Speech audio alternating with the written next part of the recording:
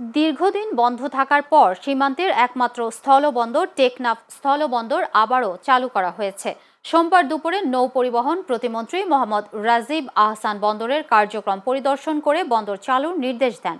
প্রতিমন্ত্রী বলেন, টেকনাফ স্থলবন্দর চালু রাখার বিষয়ে বন্দর সংশ্লিষ্ট সকল স্টেক হোল্ডারের সঙ্গে আলোচনা করে সিদ্ধান্ত নেওয়া হয়েছে। তিনি আরও বলেন, সীমান্ত বাণিজ্য সচল রাখতে সরকার প্রয়োজনীয় সব ধরনের সহযোগিতা অব্যাহত রাখবে এবং নিরাপত্তা নিশ্চিত করে নিয়মিত কার্যক্রম পরিচালনা করা হবে। এ সময় নৌবাহিনী, বিজিবি, বাংলাদেশ কোস্ট গার্ড ও জাতীয় রাজস্ব বোর্ডের প্রতিনিধি সহ বন্দর সংশ্লিষ্ট কর্মকর্তা ও ব্যবসায়ী নেতারা উপস্থিত ছিলেন। সবাই আলোচনা করেছি, সব বিষয়গুলোই আমরা আলোচনা করেছি। আলোচনা করার প্রেক্ষিতে আমরা আজকে সশরীরে এবং সরেজমিনে সব কিছু দেখলাম।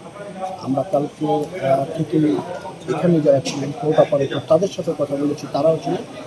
আজকে থেকে এই পোর্টটির কার্যক্রম আবার নতুন করে শুরু করার আমরা উদ্যোগ নিয়েছি। সেই উপলক্ষে আমাদের আজকে আসা।